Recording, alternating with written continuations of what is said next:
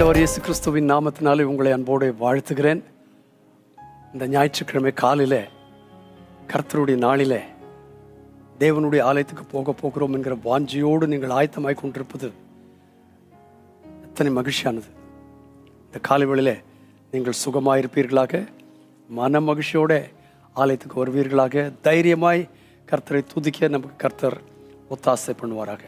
இன்று காலையில் 9ஆம் சங்கீதத்திலிருந்து சில வசனங்களை உங்களுக்கு நான் ஞாபகப்படுத்த விரும்புகிறேன். முதல் 2 வசனங்களிலே சொல்லியிருக்கிறது, கர்த்தாவே என் முழு இருதயத்தோடும் உம்மை துதிப்பேன், உம்முடைய அதிசயங்களை எல்லாம் விவரிப்பேன். 2ஆம் வசனத்தில் உம்மில் மகிழ்ந்து களி கூறுவேன், உன்னதமானவரே உமது நாமத்தை கீர்த்தனம் பண்ணுவேன். இந்த 2 வசனங்களில் முக்கியமான காரியம் என்னவென்று கேட்டால் வர்ஷிப். ஆண்டவராகிய கர்த்தாவே நான் உம்மை துதிப்பேன், உம்மை கீர்த்தனம் பண்ணுவேன், உம்மிலே மகிழ்ந்து களி கூறுவேன். அதெல்லாம் என்ன என்று கேட்டால் தேவனாய் கர்த்தர் நமக்கு கொடுத்திருக்கிற ஒரு பெரிய ஆசீர்வாதம், ஆராதனை. இன்றைக்கு காலையில் கர்த்தருடைய ஆலயத்துக்கு நீங்கள் வரும்பொழுது நீங்கள் என்ன செய்யணும்? முழு இருதயத்தோடு நாம் கர்த்தரை துதிக்கணும். அவரில் மகிழ்ந்து நாம் களி கூற வேண்டும். அவரது நாமத்தை நாம் கீர்த்தனம் பண்ண வேண்டும். இதெல்லாம் கர்த்தர் நமக்கு கொடுத்திருக்கிற ஸ்லாக்கியம். இது நிறைய பேருக்கு கிடைக்காத ஒரு ஸ்லாக்கியம். அதை நாம் முழுமையாக கர்த்தருக்கு உபயோகிக்க வேண்டும். அவரை ஆராதிக்கிறது என்பது நம்முடைய எலும்பிலே, நம்முடைய ரத்தத்திலே, நம்முடைய தசையிலே, நம்முடைய இருதயத்திலே ஆழமாய் பதிஞ்சிருக்கணும். நான் கர்த்தரை ஆராதிக்கிற ஒரு மனுஷி என்கிற நிலைமையில் நாம் காணப்படுவோம். அப்போ இங்கே என்ன சொல்லியிருக்கு? கர்த்தாவே அவரை ஆராதிக்கிறது எப்படி இருக்கணுமா? என் முழு இருதயத்தோடு நான் உண்மை துதிப்பேன். அரைக்குறை இருதயத்தோடு இல்லை, முழு இருதயத்தோட நல்ல சந்தோஷத்தோடு நான் கர்த்தரை துதிப்பேன். உண்மையிலே நான் மகிழ்ந்து களி கூறுவேன், உமது நாமத்தை கீர்த்தனம் பண்ணுவேன். அப்போது தேவ மக்களுக்கு முதலாவது கொடுக்கப்பட்ட ஒரு ஆசீர்வாதம் என்னவென்று கேட்டால் வர்ஷிப், அவரை ஆராதிக்கிறது. ஆனால் ஆராதனையோடு நாம் விட்டுவிட முடியாது. எங்கெல்லாம் ஆராதனை இருக்கிறதோ அங்கெல்லாம் ஒரு ரெஸ்பான்சிபிலிட்டி, ஒரு உத்தரவாதம் இருக்கிறது. அந்த உத்தரவாதம் என்ன தெரியுமா? 1ஆம் வசனத்திலே சொல்லியிருக்கிறது, என் முழு இருதயத்தோடு உம்மை துதிப்பேன், உம்முடைய அதிசயங்களை எல்லாம் விவரிப்பேன்.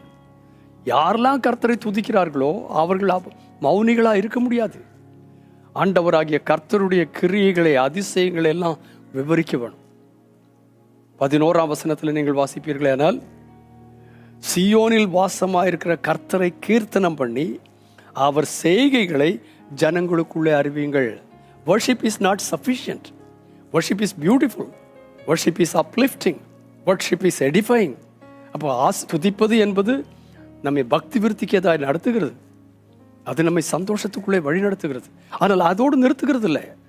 அதற்கு மிஞ்சி அடுத்து ஒரு காரியம் என்னவென்று கேட்டால், அவர் செய்கைகளை ஜனங்களுக்குள்ளே அறிவியுங்கள். முந்தைய எந்த நாட்களை காட்டிலும் ஜனங்களுக்குள்ளே கர்த்தரை அறிவிக்க வேண்டியதான ஒரு சூழ்நிலையில் நாம் இருக்கிறோம். அந்த பொறுப்பை துதிக்கிறவர்களுக்கு கொடுத்திருக்கிறார், ஆராதிக்கிறவர்களுக்கு கொடுத்திருக்கிறார்.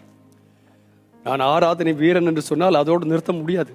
ஆராதனை வீரன் என்று சொன்னால் கண்டிப்பாக கர்த்தரை அறிவிக்க வேண்டும். நம்முடைய தேசத்துக்கு கர்த்தரை அறிவிக்கத்தக்கதான ஒரு பெரிய சுமையை, பொறுப்பை, ஒரு பாரத்தை, ஒரு உத்தரவாதத்தை தேவனாய் கர்த்தர் துதிக்கிறவர்கள் மேலே, ஆராதிக்கிறவர்கள் மேலே அவர் வைத்திருக்கிறார். அதை நிறைவேற்ற இந்த நாளிலே கர்த்தர் நமக்கு ஒத்தாசை பண்ணுவாராக. பரிசுத்த பிதாவே, இயேசு கிறிஸ்துவின் நாமத்தினாலே நாங்கள் ஸ்தோத்திரிக்கிறோம், துதிக்கிறோம். இந்த நாளில் நாங்கள் ஆராதிக்க கர்த்தாவை கடந்து செல்கிறோம். நன்றாய் இதயத்தோடு ஆராதிக்க, மகிழ்ந்து ஆராதிக்க, உம்மை கீர்த்தனம் பண்ண எங்களுக்கு கிருபை தரணும். ஆனால் அதை முடித்து நாங்கள் வெளியே வரும்பொழுது உம்முடைய அதிசயங்கள் எல்லாம் விவரிக்க, ஜனங்களுக்கு ஆண்டவரை குறித்து அறிவிக்க, சுவிசேஷத்தை அறிவிக்க, அந்த சுவிசேஷ பாரத்தை எங்கள் ஒவ்வொருவருடைய உள்ளங்களிலும் போடுவீராக.